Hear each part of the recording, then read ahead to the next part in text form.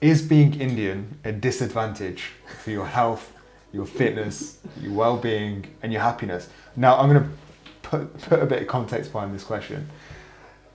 Obviously, from a physiological standpoint, genetically, we've got higher predisposition to high cholesterol or type 2 diabetes, various cardiovascular disease risks. So from a genetic standpoint, there is a yes, but also we can control a lot environmentally to ensure that we don't actually become diabetic or have these issues with health. But how about from a cultural perspective? I think it's really important that we have a balance both physiologically and also just being aware of all these risk factors so that we can kind of influence what we do with our environment, what we eat, who we interact with, the culture that we're creating for our future generations.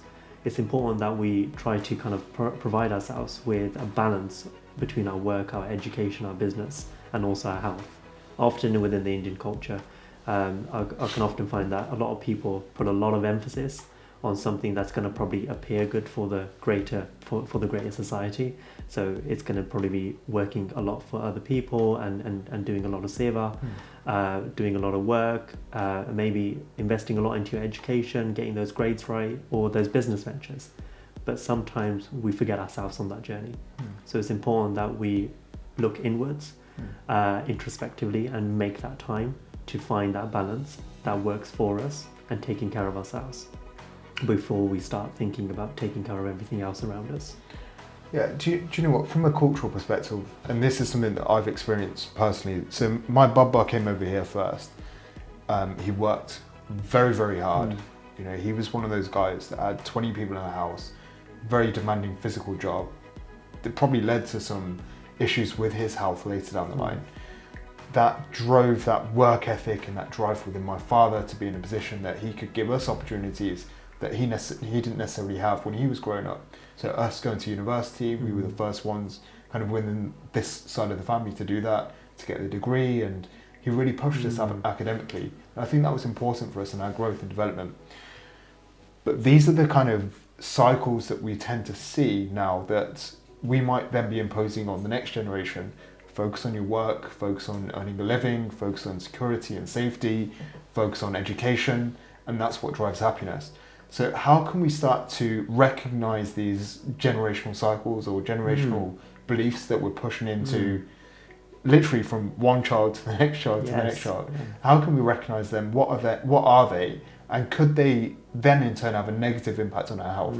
I think it's really important that we spend time thinking about what makes us happy and what is something that we want to engage in before we start thinking what's probably going to be good for someone else. Even though it's coming from a good place, it's probably coming from a good place of care, that you probably know what's going to be best for maybe like your child. It's important that you kind of see what they're actually doing really well in, seeing what they're enjoying, what they're flourishing in. So just really acknowledging and noticing their feelings quite openly, it gives them an opportunity to feel validated and feel accepted and feel as though that they can kind of move forward in a direction that actually is going to make them happy. So it's creating an environment, even though that maybe the older generation haven't had that kind of opportunity to look at themselves because they had to put a roof over our heads, had to sustain a living, to put food on the table. It's important that whilst we're now moving into this more awareness, that we become aware of our next generation and we start thinking about what makes them happy. So I guess it all comes down to evaluating what's important to you.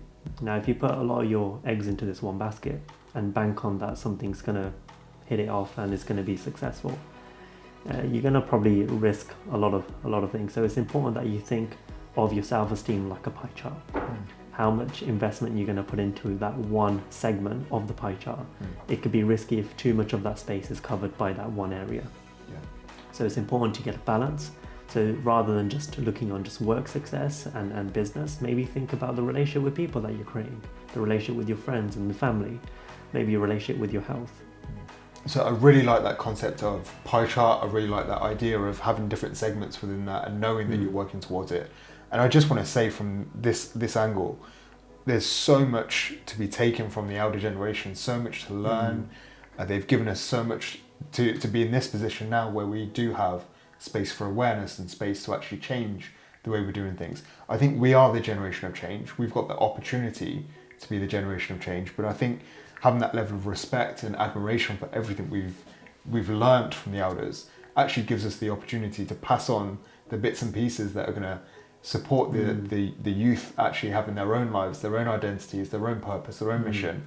Not everybody's going to be, let's say, a doctor, a lawyer, a solicitor, that sort of thing. Absolutely. Or accountant. Yeah. But no, this is amazing. That's a really, really good reflection on how actually we can break some of these generational cycles and just understand that actually Indian culture could drive health and happiness. Absolutely.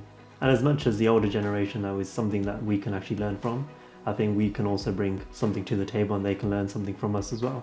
I think it's a two-way street.